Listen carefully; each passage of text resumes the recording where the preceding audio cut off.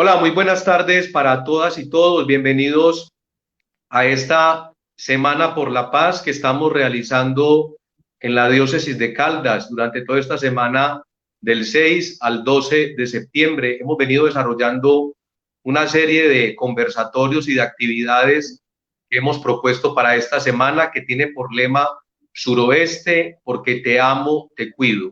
Entonces, bienvenidos pues a esta transmisión que estamos realizando gracias a las distintas personas que están colaborando pues detrás de estas cámaras, detrás de estos aparatos y redes digitales que están propiciándonos este encuentro maravilloso durante esta semana. Vamos a esperar unos minuticos para que otras personas estén conectándose con la transmisión y vamos a vivir intensamente este conversatorio con un personaje que ahorita les vamos a contar quién es y que de verdad nos sentimos complacidos de tenerlo con nosotros. Entonces, repito, esperamos unos minutos para que quienes están llegando a la transmisión se puedan conectar, se sienten ahí con varios, con otros, como nos están contando que han estado haciendo. Unos se conectan con se sientan con la mamá, con la tía, con los primos, con los hermanos. También hay vecinos y vecinas que se están uniendo. Y qué maravilla poder tener pues como toda esas noticias que nos llegan y que nos cuentan de manera tan coloquial. Esta Semana por la Paz, recuerden que está organizada por la Pastoral Social de la Diócesis de Caldas, por la Unilasallista en Caldas, por la Red de Artesanos de la Misericordia, el Perdón, la Reconciliación y la Paz, y por Visión Suroeste. Ayer estábamos en una conversación maravillosa con Catalina Mesa, la directora de Jericó, el infinito vuelo de los días. Conversó con la doctora Lucía Mercedes de la Torre Urán, de Unilasallista, Suroeste, viaje a su espíritu femenino. Y hoy la conversación que vamos a tener se llama Suroeste, razones para amarte. Entonces vamos pues a esperar un instantico para dar paso pues a nuestro conversatorio en el día de hoy, Suroeste, razones para amarte.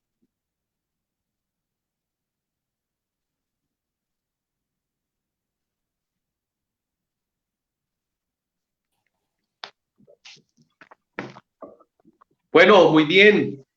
Muchas gracias por conectarse, por estar con nosotros en este conversatorio que hacemos en el marco de Semana por la Paz y que lleva por lema Suroeste, porque te amo, te cuido.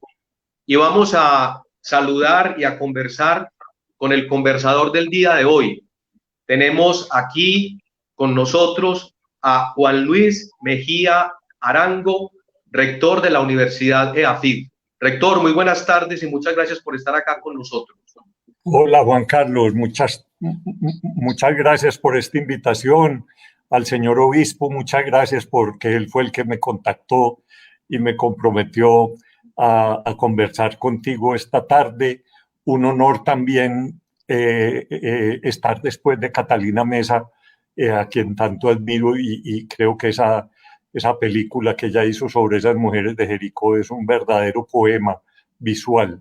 Que da todo el realce de lo que es la idiosincrasia de esta región. De modo que muchas gracias, Juan Carlos. Así es, rector. Vamos a presentarlo un poco a usted. Usted tiene una hoja de vida muy inmensa. Yo voy simplemente a dar como unos trazos de lo que usted ha hecho a lo largo de su vida. Usted nació en Medellín, estudió Derecho en la Universidad Pontificia Bolivariana, está casado con la abogada Luz Estela González Henao y dicen que usted es proveniente de una familia de educadores. Su vida ha estado ligada a la educación y a la cultura. Usted fue director de la Biblioteca Pública Piloto de Medellín, director de la Biblioteca Nacional de Colombia, dirección de la Cámara Colombiana del Libro, gerente de la División de Libros del Grupo Planeta, director general del Instituto Colombiano de Cultura, Colcultura, secretario de Educación de Medellín, ministro de Cultura, cónsul de Colombia en Sevilla, España, ministro plenipotenciario de la Embajada de Colombia en España y actualmente es el rector de la Universidad EAFIT desde el año 2004.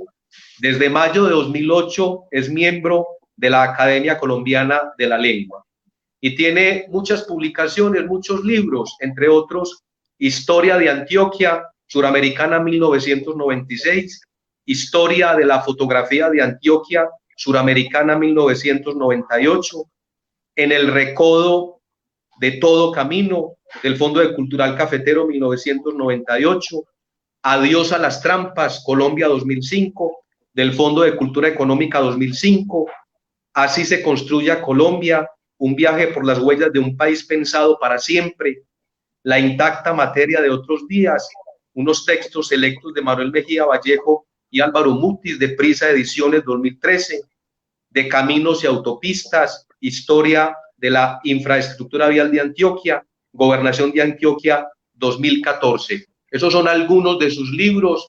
También ha escrito capítulos de libros y ha escrito para muchas revistas y tiene muchos reconocimientos. Entonces esa era la presentación que queríamos hacer. Bienvenido y de nuevo muchas gracias por estar acá con nosotros. Y vamos a entrar en materia, rector, si le parece, para que conversemos del suroeste. Este conversatorio lo hemos titulado Suroeste, razones para amar. Y a lo largo de la conversación vamos a indagar por esas razones que tenemos para amar esta tierra. Y lo primero que le quiero preguntar es el título de este conversatorio. ¿Qué se le viene a la mente en primer lugar? Suroeste, razones para amarte.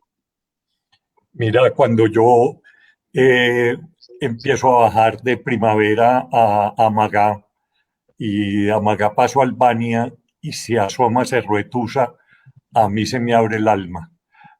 Yo me siento entrando a otro territorio, me siento entrando a un país no solamente hermoso, sino acogedor. Entonces, yo aprendí a amar a Suroeste, primero por mis amigos, especialmente por mi gran amigo y maestro Manuel Mejía Vallejo, pero también mi señora, mi suegra, era de Jericó. Don Ricardo, su papá, fue uno de los fundadores de Buenos Aires. Entonces, por el lado político de mi familia política, pues la llevo en el alma y luego por mis amigos de Suroeste, por Rodrigo Arenas Betancur, que fue mi gran amigo también, por Manuel, por Mario Escobar Velázquez de Támesis. Yo no alcancé a conocer a Gonzalo Arango, pero sí a Jaime Jaramillo Escobar, el otro gran poeta nadaísta coterráneo entonces, bueno, llevo a Suroeste en el alma y cada que me asomo a Suroeste se me alegra el corazón. Qué bonitas esas palabras, rector. Vamos a hablar de geografía un poquitico. Yo le confieso que también me gustaba mucho la geografía y la historia y descubrimos aquí un lugar montañoso entre dos cordilleras, la occidental y la central, un lugar único en el mundo, capricho de la naturaleza. ¿Qué nos quiere contar ahí? Sí, bueno, Suroeste significa muchas cosas, es una unidad política, es una de las 9 regiones de Antioquia, pero para mí es ante todo una geografía que determinó a unos seres humanos distintos. Y uno dice yo soy de Suroeste y es muy distinto a decir yo soy del norte, sin decir si son buenos o malos o distintos, son distintos. Y entonces quiero empezar con esa geografía. Esta es la geografía de lo que es Suroeste, marcada por una región muy volcánica. Con mis amigos geólogos, pues he tenido oportunidad de hablar de la formación de Suroeste, que como tú dices está enmarcada entre dos cordilleras, la cordillera central y la cordillera occidental. Pero parece que no siempre fue así, Juan Carlos. Si uno toma la ruta del río Cauca, me dicen los geólogos, al llegar a Supía, el río Cauca hace un giro y se encañona pues por lo que hoy conocemos por la carretera, pues Supía Pintada. Pero parece que el lecho original del río Cauca era el río San Juan. Es decir, el río Cauca seguía derecho hasta Peñaliza. Pero por esos levantamientos volcánicos, el río se levantó, dijéramos, toda esta parte desde Supía, Marmato y en la parte de Antioquia donde está pues Andes, Jardín, etcétera. Y por eso el río Cauca tuvo que hacer un giro, darle la vuelta y lo que generó después fue el cauce actual del río San Juan. Entonces, es una geografía marcada por una región muy volcánica, que fue muy selvática, una región que hoy quedan pues algunos vestigios volcánicos, como el mismo Cerro Etusa. Parsons, por ejemplo, en su geografía dice que Cerro Bravo y Cerro Etusa son parte, dijéramos, de un gran cráter en donde hoy está Venecia y está toda esa región, la finca La Siria, etcétera, todo esto hoy, eso parece que fue un gran cráter y ahí pues toda su riqueza carbonífera, etcétera. Y en la cordillera occidental, pues, y los farallones de Pintada, que también son vestigios de cráteres, y toda la región volcánica de la cordillera occidental, que lo vemos pues perfectamente en los famosos farallones del Citará, que son los que dividen, dijéramos, el chocó biológico de Antioquia. Entonces es una geografía marcada por movimientos tectónicos y por movimientos volcánicos, y de ahí también su riqueza, porque todos esas cenizas volcánicas, tanto de la cordillera central, del Nevado del Ruiz y el volcán del Ruiz, etcétera, pues fueron abonando de ceniza volcánica a toda esta región, y de ahí ese suelo tan fértil que permitió el gran desarrollo del café. Genial, genial. La verdad desconocía que el suroeste fuera zona volcánica, pero también, aunque usted se me adelantó ya con el río Cauca y el río San Juan, esa es también la otra maravilla, una riqueza hídrica enorme de esos dos, ese gran río, el río Cauca, que nos enseñaban en la escuela, que nace en el páramo de las Papas y que termina pues en el océano Atlántico, pero también el río San Juan, farallones, montañas, pisos térmicos diferentes, vertientes, áreas de bosques primarios. ¿Qué tanta esa geografía que es un poco no, es agreste, es dura, es difícil, determina el carácter de un poblado, de una población, de un grupo humano? Claro, porque mira, aquí les voy a presentar un mapita que está en el Archivo Histórico de Antioquia. En el extremo superior izquierdo está Urrao. Es como si miráramos desde el río Atrato hacia Urrao. Eh, porque inicialmente, y ahora lo vamos a ver, Urrao fue fundado por habitantes de Santa Fe de Antioquia, porque siempre estábamos buscando una salida al mar. Y durante mucho tiempo, y durante el siglo XIX, incluso a principios del siglo XX, seguíamos insistiendo que la salida al mar no era por Urabá, empezando que Urabá no era de Antioquia. Urabá empezó a ser de Antioquia a partir de la reforma de Reyes en 1910, que cuando nos quitaron Caldas, pues entonces nos encimaron Urabá, que era del departamento de Bolívar, y se insistía mucho que los antioqueños teníamos que salir al mar, era por el atrato. Entonces este mapa, por ejemplo, muestra los caminos de Urrao al río Atrato por el Murrí y por el río Encarnación, que luego se vuelve el Murrí, etcétera. Y lo que tú decías, mira la cantidad de fuentes de agua que alimentan el Atrato desde Antioquia y desde el Chocó. Una parte de ahí fue de Antioquia, ahora hablamos de eso, pero entonces está muy determinado ese carácter, primero por unas búsquedas de salida al mar, y luego por un esfuerzo de colonización, hoy nos parece una atrocidad haber destruido esos bosques, pero en su momento uno no podía analizar la historia con ojos de ahora, la mentalidad era esa, y el antioqueño se caracterizaba por tumbamonte, por abrir, y realmente el orgullo del antioqueño era abrir, como decía, abrir fincas para levantar familia. Y entonces Suroeste fue una de esas colonizaciones. La primera colonización, dijéramos, fue la colonización hacia Sonsón y Abejorral, que luego se expandió por toda la cordillera central con Aguadas, Pácoras, Salamina, Neira, Aranzazu, Manizales, hasta llegar a Santa Rosa. Pero la otra colonización, que es la colonización de Suroeste, que si quiere vamos a contar ahora. Aquí estamos. Eso, rector, no se me adelante mucho, rector, que vamos para allá, ¿cierto? Usted me va frenando, Juan Carlos. Yo lo voy frenando, exacto.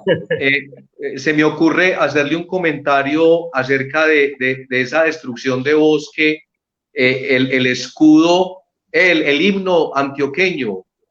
Llevo el hierro entre las manos porque en el cuello me pesa, y el tema del hacha, eso tan discutido hoy con los ecologistas acerca de una oda a un instrumento que tala bosques, y lo que usted señala de hombre, sí, es imposible juzgar lo de hoy lo de ayer con los criterios de hoy, un anacronismo por completo. ¿Algún comentario ahí? Bueno, no, mi antepasado Epifanio pues escribió esa oda a Antioquia, y efectivamente el hacha de mis mayores, porque era el hacha que mis mayores me dejaron por herencia, porque era el instrumento de supervivencia, era la forma de abrir, y no solamente Epifanio, sino pues el sembrado del maíz en Antioquia de Gregorio, el tratado del sembrado del maíz en Antioquia de Gregorio, pues ese sí que es una devastación ecológica, pero era la forma de sobrevivir en la colonia, en la colonización, porque pues si no se derribaban esas selvas, pues no había cómo sobrevivir. Entonces yo creo que hoy, lo importante hoy es que tratemos de recuperar algunas de esas tierras, que logremos armar unos corredores biológicos que unan, por ejemplo, el bosque tropical seco de la cuenca del Cauca con el Chocó biológico atrás de Támesis y Jardín, y unirlo con ese Chocó biológico. Lo importante es armar ahora esos, es recuperar, no sentarnos a llorar, pues porque Gregorio y Epifanio elogiaron la destrucción de la selva, sino que ese era el gran valor en ese momento. Es que uno no puede juzgar la historia con los valores actuales. Exacto, anacronismo.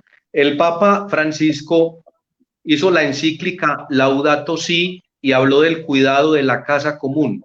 Hemos dicho a lo largo de estos días que el suroeste es un pedacito maravilloso de esa casa común. ¿Qué nos dice usted, rector?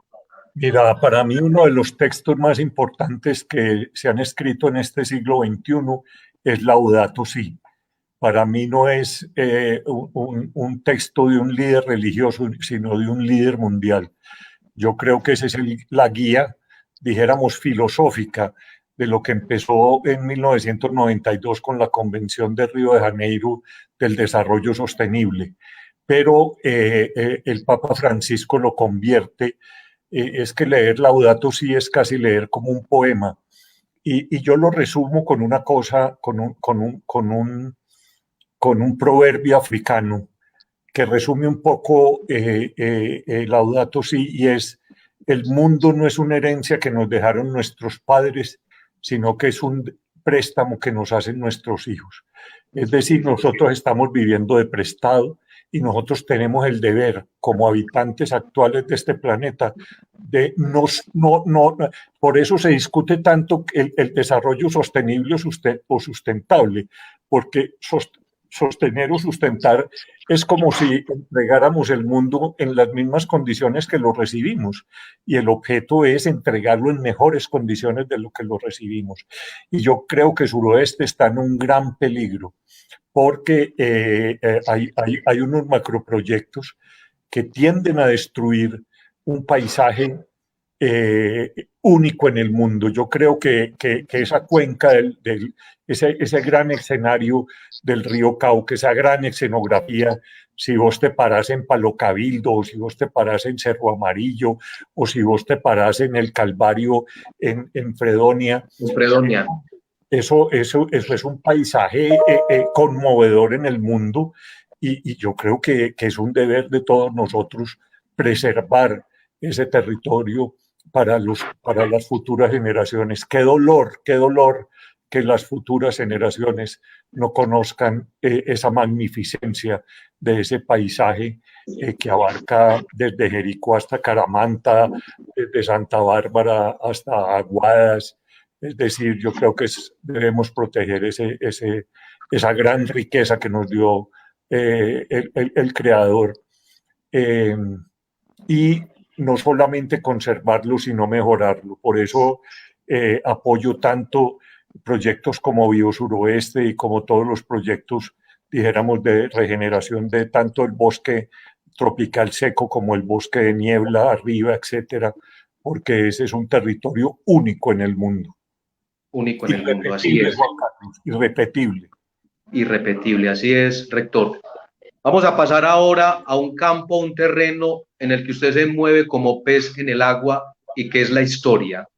Y quiero introducirle este momento con una imagen, no sé si la tenemos, la podemos conseguir, pinturas de el muralista Francisco Antonio Cano, y esa pintura que se llama Horizontes, ese campesino con la mujer y el niño y él con ese brazo estirado. ¿Qué le sugiere esa pintura en la colonización paisa? Mira, ese es como el arquetipo del colonizador, y Cano muy orgullosamente le pone también el hacha. Está la mujer, lleva el niño en sus brazos, él señala el horizonte. Ahí está, rector, ahí está la pintura. Este cuadro lo pintó Cano en 1913 en Bogotá, porque él ya vivía en Bogotá. Le encargaron, dijéramos, como un cuadro que simbolizara el centenario de la independencia de Antioquia, y él le hizo un homenaje al colono, a la pareja de colonos que están buscando un horizonte para ellos, y por eso él está señalando el horizonte. Y es un cuadro lleno de significados, porque él le quiso rendir un homenaje a Miguel Ángel, porque la mano de él que está señalando el horizonte es exactamente la mano de Dios en la creación en la Capilla Sixtina. Y yo creo que el territorio que él está señalando, fíjate y verás que ya está abierto ese territorio, ya no hay selva. Él está señalando entonces un territorio mucho más al fondo. Él lleva su hacha en la mano, pero ya ese territorio está ocupado. Yo interpreto que puede ser como Titiribí, como esa región de Titiribí bajando hacia el Cauca, por el Alto de Otramina, bajando ya para el Cauca. Yo creo que ese es el territorio que tenía en la imaginación Francisco Antonio Cano cuando pintó el cuadro, pero es el gran homenaje a los colonizadores de Antioquia. Muy bien. ¿Y qué tal si hablamos entonces de esa colonización antioqueña que ha sido catalogada como uno de los hechos culturales, económicos y sociales más influyentes en el desarrollo de la historia colombiana? Cuéntenos un poco por qué esa colonización es tan importante para Antioquia y para el resto del país. Sí, es uno de los movimientos sociales, como llama Parsons. Parsons, pues, fue el primer gran investigador, fue su tesis doctorado en Estados Unidos, la colonización antioqueña hacia el suroeste. Entonces, aquí en esta primera imagen tenemos, primero, la colonización fue una lucha entre grandes terratenientes y colonos sin tierra. porque al fin de la colonia el rey de España había concedido unas grandes, pues es que imagínate, esto es que era una geografía sin conocer y eran unos límites muy difusos. Y entonces la primera, la de más arriba se llama la concesión Villegas, de Felipe de Villegas, que era donde está hoy Sonsón y todo, pero la de abajo es la concesión Aranzazu, que fue la colonización, pues que fue una empresa privada que tenía desde La Pintada hasta más abajo de Manizales, porque por eso cuando los colonos pues llegaron a Manizales, Manizales quiere decir, los colonos iban buscando inicialmente huacas y minas de oro, y uno de los indicadores de las minas de oro es la quebrada del Maní. Por eso ahí abajito de Amagá uno todavía encuentra la quebrada de Maní. Y por eso... La Maní del Cardal, eso. Claro, la Maní y por eso Manizales, porque había mucha piedra del Maní y por eso es los Manizales. Y por eso cuando ellos se dan cuenta que están dentro de la concesión Aranzazu todavía, cruzan el río Chinchiná y fundan a Santa Rosa para estar libre de la concesión. Pero sigamos, Manu, la otra diapositiva. Otra de las grandes concesiones, y aquí lo vemos mejor, fue la famosa concesión Echeverry. La concesión Echeverry se la adjudican, o mejor dicho, la redimen por bonos de la independencia. Para hacer la independencia, pues Bolívar y ellos habían emitido bonos de deuda pública y ellos empezaron a comprar esos bonos muy baratos. Don Juan Santamaría, don Gabriel Echeverry y don Juan Uribe Mondragón, y cambiaron esos bonos por una gran extensión de terreno con la condición de ellos de abrir un camino que uniera a Medellín y a Santa Bárbara con Marmato para poder comerciar con el Estado soberano del Cauca. Entonces, esa gran concesión, los límites son desde el nacimiento de la quebrada Arquía hasta su desembocadura en el Cauca, Cauca abajo hasta la desembocadura del San Juan en el Cauca y el San Juan arriba hasta las cabeceras que se unen con Arquía. Y esa es entonces la concesión Echeverry. Por eso son dos colonizaciones de suroeste muy diferentes.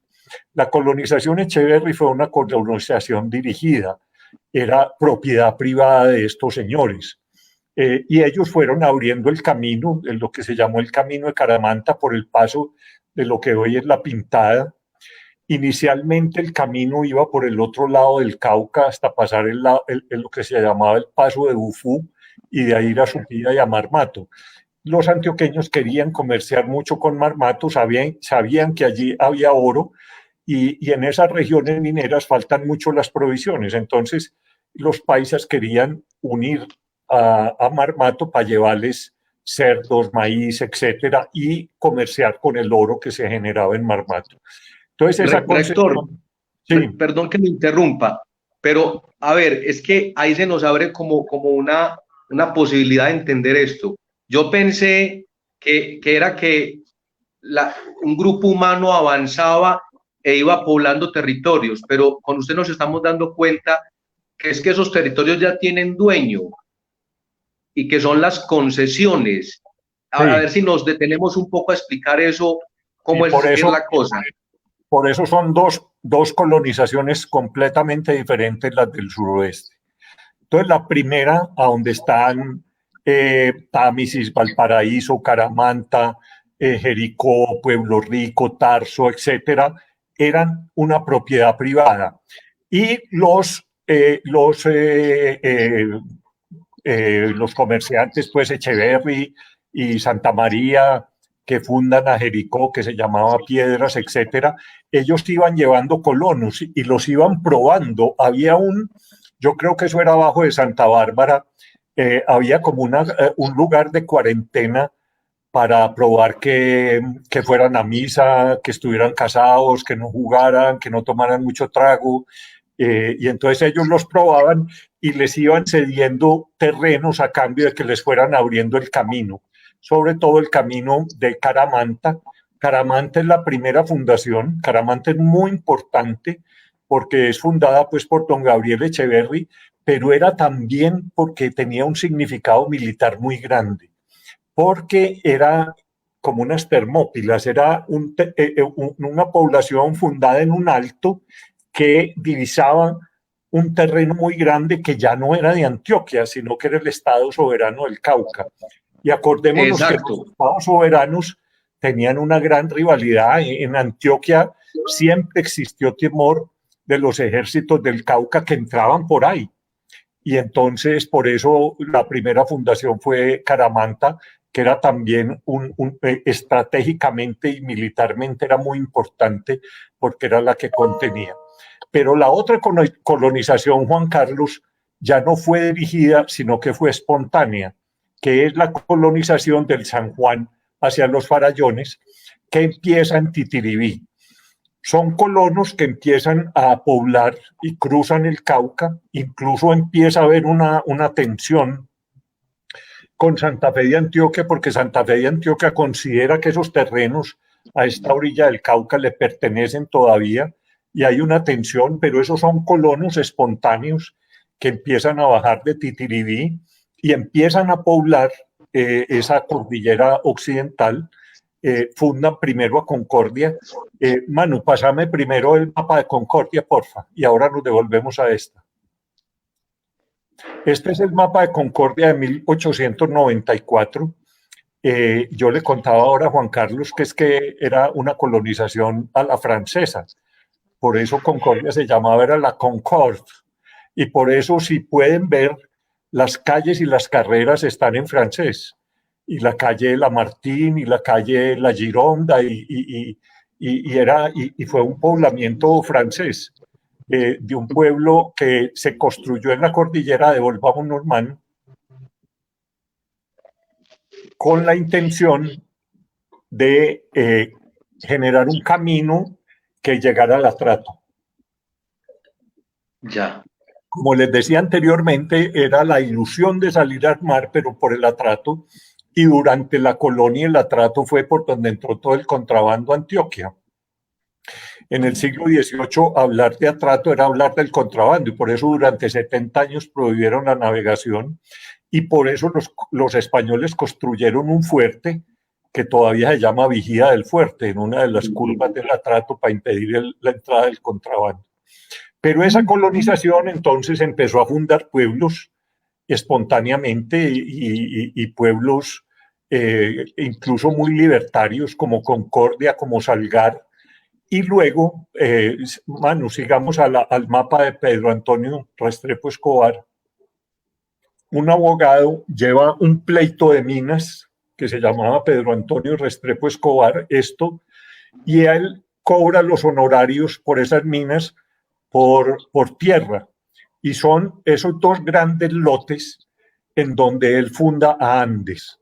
Pedro Antonio Restrepo Escobar, entonces, luego de que le adjudican esas tierras, tiene otro tipo de colonización. Él funda a Andes. Es una historia muy bonita. Él era hijo de Felipe de Restrepo, que Felipe de Restrepo, tenía 7 hijos y quedó viudo en la época de la independencia y no tenía cómo sostener esos hijos y entonces se fue de cura. Y casi no encuentran un obispo que lo pueda ordenar y tuvo que ir hasta Mérida, Venezuela. Él tiene un diario hermoso de cómo va hasta allá y luego lo ordenan y con 7 hijos él va a ser mucho tiempo el cura de Itagüí. Y uno de esos hijos que él logró educar de abogado fue Pedro Antonio Restrepo Escobar, que fue un gran abogado y fue el fundador entonces de Andes. De ahí vienen toda la restrepiada de Andes y de suroeste. Entonces es muy distinta la colonización, dijéramos, del San Juan hacia Jericó que de San Juan hacia Andes, porque fueron más espontáneas y sobre todo, por ejemplo, Ciudad Bolívar, buscando una salida al Atrato por el Boquerón de la Mansa, el Carmen, a buscar a Andágueda, el río Andágueda, que ahí bajaban ya en canoa hacia el Atrato. Incluso les recomiendo que lean la novela Andágueda de otro gran escritor de suroeste, de Jardín, Jesús Botero Restrepo, que escribió, dijéramos, la colonización hacia esa cuenca del Cauca, y es dijéramos, la primera novela antioqueña de ese conflicto entre el colono antioqueño y los grupos indígenas. Entonces les recomiendo también esa novela. Gracias, rector. Y cuéntenos un poquito cómo se funda un pueblo y cómo distribuyen terrenos, cómo lotean, quién lo hace, por qué lo hacen, la gente compra, paga o cómo va siendo ese poblamiento. Había varias formas. Una, con estos pobladores que decidían, primero buscaban un terreno apropiado. Por eso casi todos esos pueblos están en los altos, Juan Carlos, en el alto de la cordillera, buscando varias cosas. Primero, fuentes de agua adecuadas. Segundo, sacándole el cuerpo al zancudo y al comején. Con el cambio climático, pues el zancudo y el comején treparon a otros pisos térmicos, pero en esa época por eso se fundaban en la cresta de la cordillera en busca de aguas sanas y evitar el zancudo para las enfermedades y el comején para que no se les comiera las casas. Entonces había un juez fundador, un juez poblador, y entonces él adjudicaba. Primero se hacía la plaza. La plaza, desde la colonia había unas normas de España, ya desde Carlos V, que decían cómo se debían hacer los pueblos, en forma de tablero de ajedrez o de damas, por eso es en damero. Entonces es un pueblo en donde el centro está excluido y es la plaza.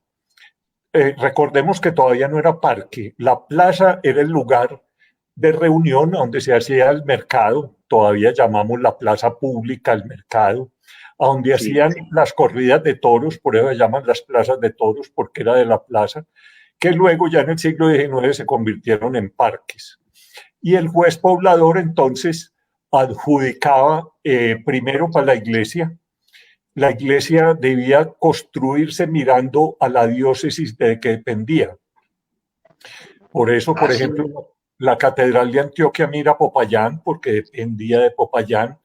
Todos los pueblos alrededor de Santa Fe de Antioquia miran a Santa Fe de Antioquia, porque la iglesia dependían de Santa Fe de Antioquia. Entonces la iglesia miraba hacia la diócesis a la cual dependía, y de ahí entonces luego se adjudicaban, dijéramos, alrededor de la plaza como a los principales, dijéramos, que tenían posibilidad de construir casas de 2 pisos, etcétera, y luego se iban repartiendo los lotes a los colonizadores. Ahí, si volteamos el mapa a mano, vemos los propietarios de Jericó. Ahí están las casas adjudicadas a cada uno. Ahí está la casa de Ñito Restrepo, el gran lote, y lo dividían por manzanas. Entonces, eran fundaciones regidas todavía mucho por el concepto de damero de España, que viene, Juan Carlos, del sitio de Granada. Los reyes católicos hacen un gran campamento en lo que se llamaba el Llano de Santa Fe, cuando la reconquista, que la última ciudad que reconquistan en 1492 precisamente a Granada, y ese campamento militar es lo que van a reproducir luego en los pueblos en América. Y durante la colonización, pues se sigue esa tradición de pueblos en damero, que es una obra de arte también, porque tienen que adaptarse a la topografía del terreno. Entonces uno ve a Fredonia, por ejemplo, en la cresta de 2 cordilleras, pues muchos de estos pueblos, la misma Concordia, etcétera, cómo se adaptan a la topografía para construir el mismo Jericó. Correcto. Vamos entendiendo entonces por qué están ubicados en las partes altas de las montañas. En primer lugar, porque van en la búsqueda de agua, agua para sobrevivir y luego haciéndole el quite al zancudo y al comején. Sí, Y señor. ahora vamos a hablar un poco de esas fundaciones en el suroeste que son antiquísimas. Estamos hablando, por ejemplo, de que Santa Bárbara fue fundada, este dato lo tengo, 1774, y Tiribí 1775. Estamos hablando del siglo XVIII, finales del siglo XVIII. Caramanta en 1825, comienzos del siglo XIX. Tarso 1911, comienzos del siglo XX, y La Pintada como el último municipio del suroeste, 1993. Pero a años de la primera fundación son 246 años, es decir, no somos unos aparecidos de ayer en el contexto del suroeste, en el contexto del departamento de Antioquia y de Colombia. Pero yo agregaría otra cosa, Juan Carlos, es que esos territorios cuando llegaron, cuando llegó los conquistadores, suroeste estaba poblado por comunidades aborígenes Claro. muy grandes, muy grandes. Es que todavía toda la toponimia, buena parte de la toponimia de suroeste son vocablos indígenas. Es que Titiribí, Bolombolo, Yamagá, pues son pueblos que tienen todavía orígenes en lenguaje cativo y etcétera, en Vera. Entonces, el suroeste estaba poblado desde hace siglos y por eso es tan importante, Juan, conservar la arqueología de todo este territorio, desde los petroglifos de Támesis, de Valparaíso, etcétera, lo que acaba de aparecer, por ejemplo, en la base de Cerro Etusa, bueno, y todavía hay mucho guaquero buscando el tesoro del cacique Pipintá. Pero entonces acordémonos pues que suroeste está ocupado desde hace mucho tiempo por las comunidades aborígenes y que es un deber de nosotros también respetar esos pocos pobladores y esas comunidades y respetarles su cultura en cristianía y en esos pequeños focos que todavía quedan en suroeste, porque ellos son Correcto. realmente nuestros antepasados y eran los pobladores originales. Bueno, Santa Bárbara y Titiribí tienen dos razones distintas. Inicialmente, el camino, dijéramos, hacia Popayán y hacia el Cauca, bajaba de Abejorral por el Buey hasta un pueblo que desapareció que se llama Arma Viejo. Recordemos que Río Negro, los habitantes de Río Negro, ya muy riquitos porque se habían enriquecido con el comercio del Magdalena, pero ellos no tenían blasones, ellos no tenían título de ciudad. Entonces se vinieron para un Arma que sí era ciudad y tenía blasones y se llevaron el escudo, los blasones y las imágenes de Río Negro y por eso se llama Santiago de Arma de Río Negro, porque ellos alegaban que era un ejido y bueno, Arma desapareció sobre todo por Arma Viejo, me refiero, sobre todo por el coto. La sal no era yodada y entonces los pobladores los llamaban los cotudos. Por eso cuando aparecen las fuentes de sal de México y de Liconia, pues que tienen mucho yodo, pues permitieron, dijéramos, mejorar la salud de muchas personas en suroeste. Entonces, el camino bajaba por el río Buey, desde Abejorral, y bajaba al paso que se llamaba de Caramanta, que es ahora más o menos a donde está, a donde se emboca el Poblanco en el Cauca. Y de ahí cogían por toda la orilla del Cauca hasta lo que se llamaba el paso de Bufú. Pero luego empieza una apertura de un camino diferente, ya no por el Buey, sino por toda la cresta de la cordillera, lo que hoy es Versalles, y fundan un pueblo en un lugar muy estratégico también, que es Santa Bárbara. Santa Bárbara va a ser el epicentro, dijéramos, de la colonización de suroeste. Desde ahí bajan al Cauca. Ahí entonces empiezan a colonizar esas tierras bajas Manuel Uribe Ángel habla de lo agresivo que eran las selvas a la orilla del Cauca, pobladas de bestias salvajes, dice seguramente tigres y todo es orilla del Cauca, pero empiezan a abrir esas orillas del Cauca y empiezan a llevar ganado blanco, orejinegro. Entonces Santa Bárbara va a ser muy importante porque va a ser como esa punta de lanza de la colonización. Aquí está pues el ganado blanco, orejinegro, con que se abrieron todas esas fincas grandes, la Túnez, como se llamaba, la Botero, la Blanquita, bueno, y ya después las otras, que después hablamos de esas, pero fueron esas grandes haciendas ya en tierra caliente. Titiribí, por el contrario, que son pobladores que vienen de Itagüí, Envigado, ya fundan Amagá y empiezan a bajar y encuentran los yacimientos auríferos más grandes que hubo. La industria, la empresa más grande que hubo en Colombia en el siglo XIX fue el Zancudo en Titiribí. Ya la empiezan a descubrir a fines del siglo XVIII. Era propiedad de don Luis Girardot, un francés que era el papá de Atanasio Girardot. Luego la venden, José Manuel Restrepo, etcétera, fueron dueños del Zancudo. Luego hacen una sociedad, por eso Bousingot, el viajero francés, por eso llega a Titiribí.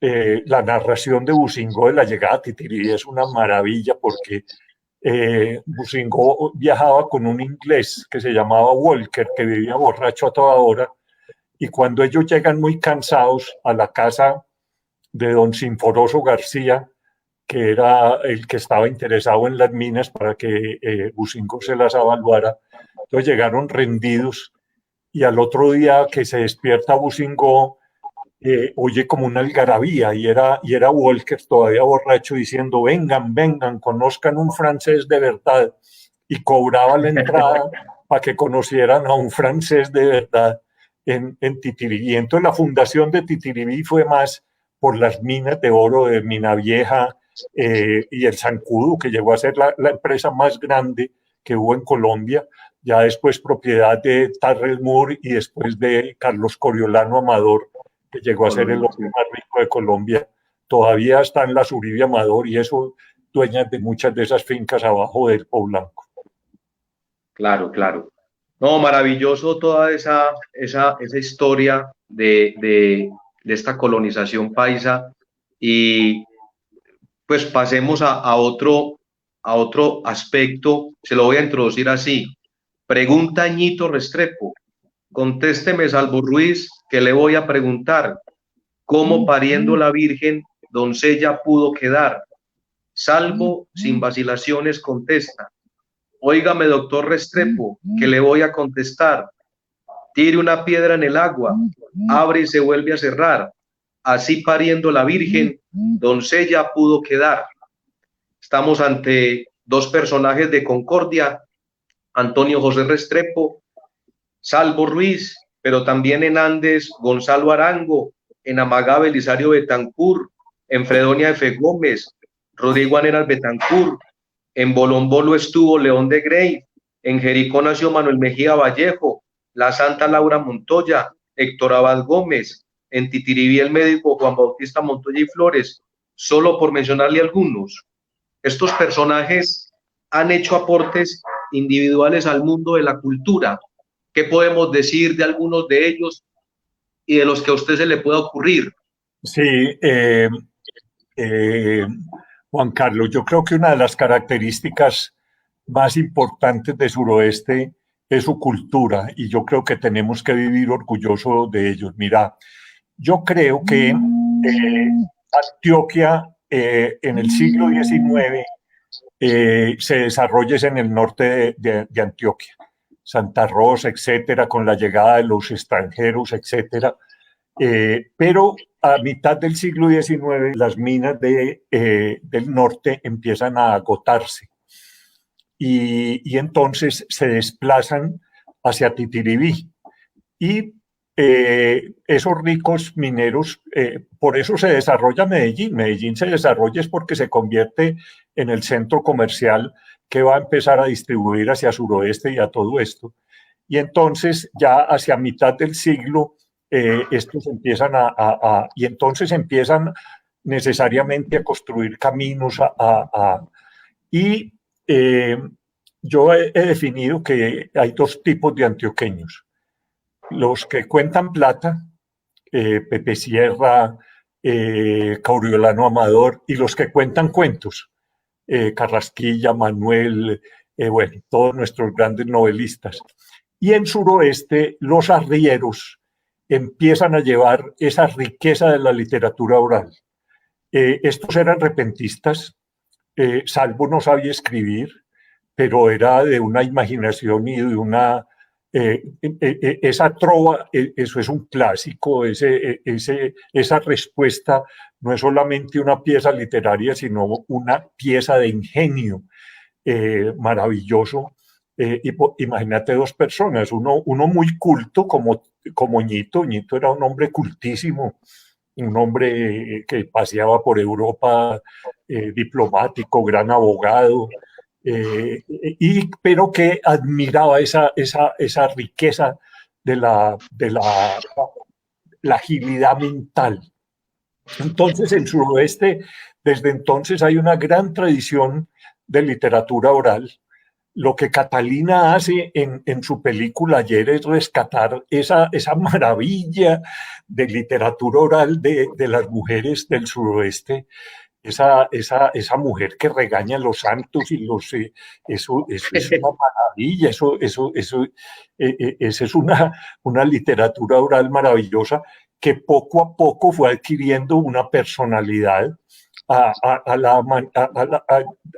con decir que sí, en el siglo XIX fue el norte, a donde estaban Cano, Tobón Mejía, Fidel Cano, Luis López de Mesa, pues todos los Carrasquilla mismo de Santo Domingo, pero en el siglo, ya a principios del siglo, fines del XIX, principios del siglo XX, toda esa cultura se traslada a suroeste. Y entonces en suroeste va a haber esa amalgama de esos dos tipos de paisas, los paisas emprendedores, abriendo fincas, comerciantes, y luego los grandes poetas y los grandes narradores y los grandes escultores como Rodrigo.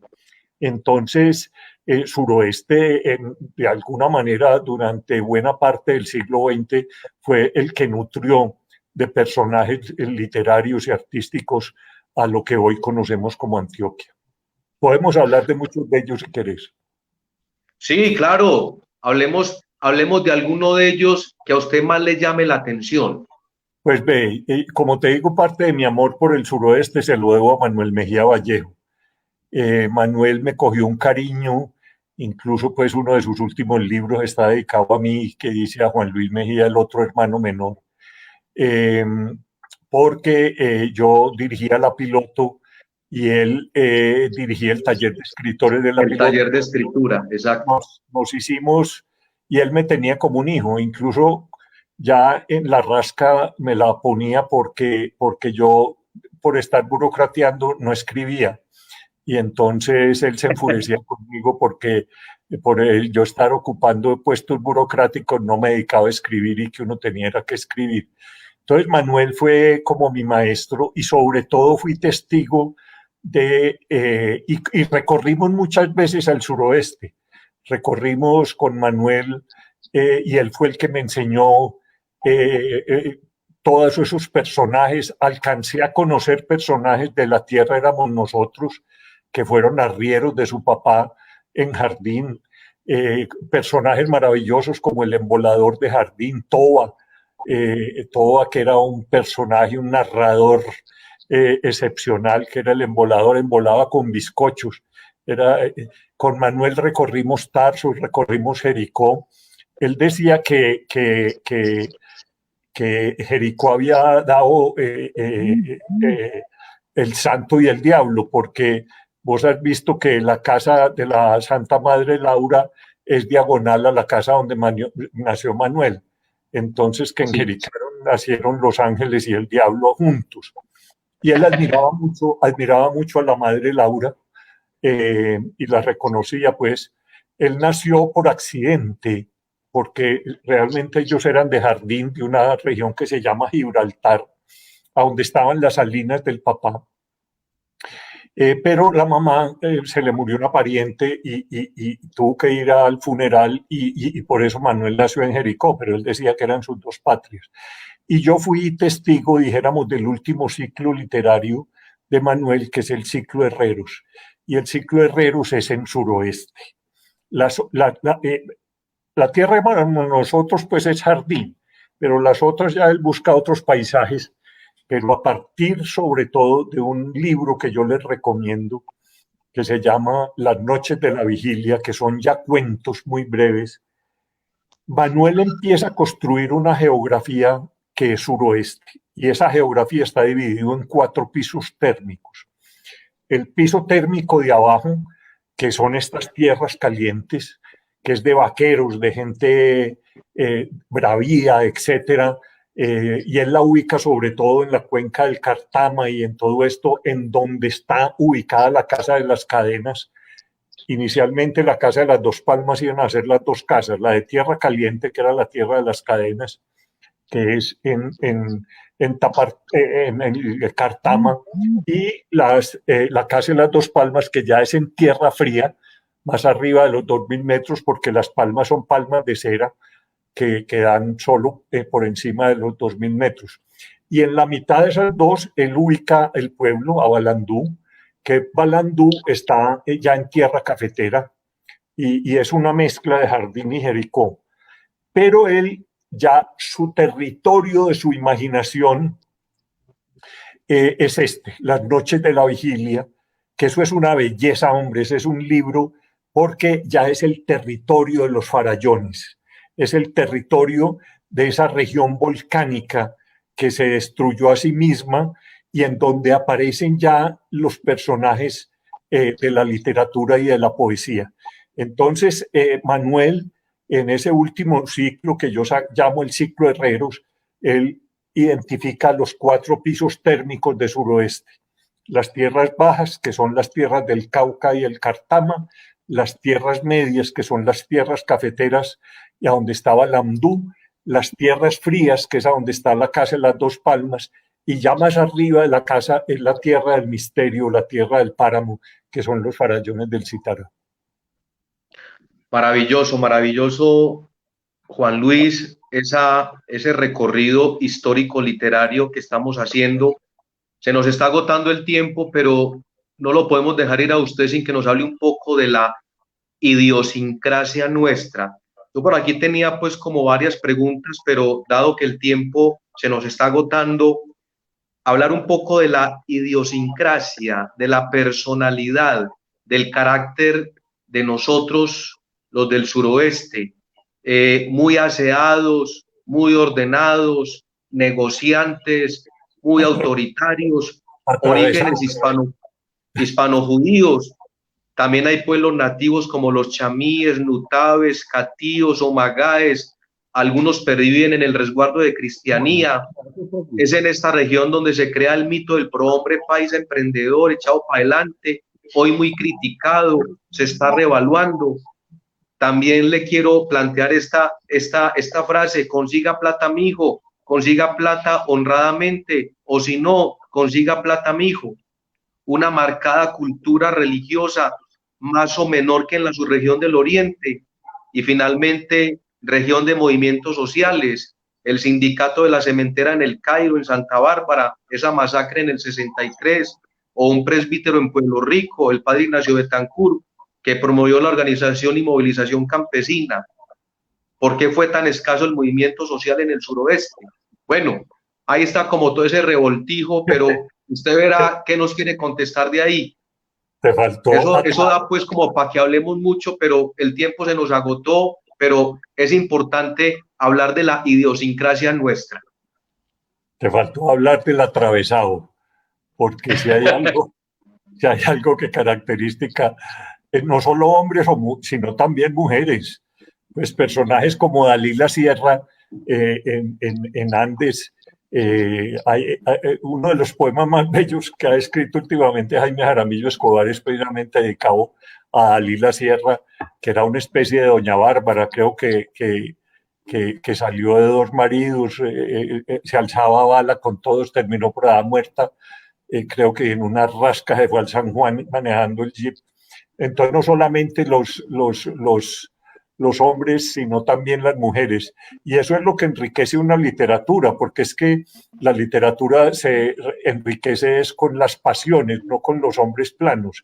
Y por eso las obras de Mario Escobar Velázquez, de Manuel Mejía Vallejo, el mismo Gonzalo, el mismo Rodrigo Arenas. Rodrigo era un atravesado, una rasca. Rodrigo era una cosa tremenda, era sí, un atravesado en la vida.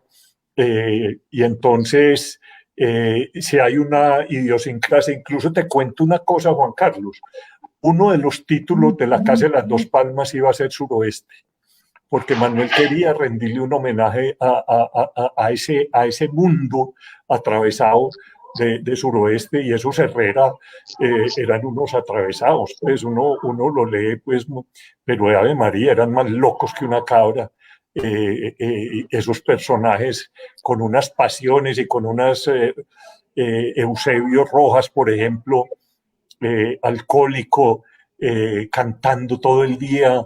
Entonces Manuel quiso reflejar todos esos personajes que él conoció en Suroeste, y de alguna manera sí fueron parte del arquetipo, el negociante. Y eso hace parte, por ejemplo, de toda esa mitología. Y acordate que en Suroeste, para hablar de alguien, decía, no, ese se fue para el valle. Ese Sí, sí. eran todos los que se iban, y el valle era como de Pereira para abajo, ¿no es cierto? Y esos volvían ricos, comerciantes, etcétera, ganaderos, pues Julián Uribe, el hermano de Rafael, que funda Sevilla, etcétera, el que cogía para el valle y volvía con plata, pues era ese el arquetipo. No sabíamos cómo conseguía la plata, pero llegó riquito. Bueno, finalmente, de cara al presente y al futuro, a partir de las condiciones que tenemos hoy en el suroeste, ¿qué énfasis hacer y en qué para nuestro futuro como sociedad en el suroeste? Mira, yo creo que el suroeste tiene hoy todas las oportunidades, pero también todos los peligros. Las 4G, las vías, sobre todo Pacífico 1, 2 y 3, le van a cambiar de alguna manera la faz para bien y para mal. Belisario contaba siempre una historia cuando iba a llegar la carretera a Campamento, y entonces las damas se juntaron porque ya iban a llegar a la carretera, y con la carretera los buses, y con los buses los choferes, y los choferes iban a robar las muchachitas. Bueno, y entonces hicieron un comité pro contra la carretera, porque eso refleja muy bien, trae progreso. Pacífico 1, 2 y 3 va a cambiar completamente el suroeste, lo va a unir, dijéramos, con el viejo Caldas de una manera muy rápida. Es que nosotros vamos a estar al lado de Pereira, es que uno de Pintada Pereira va a estar a un paso, no solamente por el túnel de la Tesalia, sino también por Tres Puertas, de manera que hay una gran posibilidad, pero también un gran peligro. Y entonces por eso yo creo que tenemos que tener un modelo de desarrollo armónico con la naturaleza. Suroeste tiene grandes posibilidades en agricultura. Nosotros, yo creo que todavía pues sigue existiendo el café, que ha ido cambiando de pisos térmicos, los cítricos, ahora los aguacates, etcétera. Yo creo que hay una gran posibilidad, y sobre todo ahora cerquita mucho más cerquita al puerto de Buenaventura. Me parece que el turismo es una fuente importantísima. Es que el suroeste tiene todo para el turismo, tiene paisaje, tiene flora y fauna, tiene turismo religioso, tiene turismo de aventura. El suroeste, y entonces yo sí pienso que tenemos que hacer como un gran compromiso y como un pacto social de cuál es el modelo de desarrollo de suroeste. Yo no creo en el suroeste minero. Me parece que, al igual que las señoras de campamento, hay que hacer un comité pro contra las minas, ese gran distrito minero que están pensando. Me parece que alteraría de manera radical esa idiosincrasia de que estamos hablando y esa cultura y ese paisaje del que estamos hablando. Algo así, Juan Luis, como la realización de un pacto social por el suroeste, nos vendría bien para indagar esos caminos y para que fueran nuestros pueblos los que decidieran su vocación. Totalmente de acuerdo, Juan Carlos. A mí me duele mucho que el destino de suroeste se esté definiendo en una oficina en Sudáfrica. A mí me parece que es los habitantes de un territorio, y yo creo que es la gran contradicción de la Constitución, que sigue considerando el subsuelo propiedad de la nación y es la nación la que decide por encima de la voluntad de los habitantes. Yo creo que el derecho que generó la Constitución del 91, de que todo ciudadano tiene derecho a participar en el desarrollo y en el concepto de desarrollo de la comunidad. Creo que son dos derechos en tensión, pero yo creo que son los habitantes los que deben definir su futuro y no unas personas en una oficina en Johannesburgo, en Sudáfrica. Él es Juan Luis Mejía Arango, rector de EAFIT, un niño necio a quien expulsaron de 2 colegios, que le daba pereza estudiar, pero un lector a profundidad, un humanista, un hombre que nos ha regalado en estos minutos, yo pienso que lecturas de por lo menos unos 5 años se demoraría uno en leer todo lo que usted nos ha contado en este conversatorio. En nombre de la Pastoral Social de la Diócesis de Caldas, en nombre de la Red de Artesanos de la Misericordia, el Perdón, la Reconciliación y la Paz, en nombre de Unilasallista en Caldas, de Visión Suroeste y de toda esta gente que se ha unido a escuchar esta conversación, le queremos dar muchas gracias por su sabiduría, por compartir sus conocimientos y por ayudar a que obtengamos razones para amar este territorio que tanto queremos, que nos ha visto nacer, crecer y que seguiremos amando. Suroeste, razones para amar, y suroeste, porque te amo, te cuido. Muchas gracias, Juan Carlos. Extenderle las gracias al obispo que tuvo la gentileza de invitarme.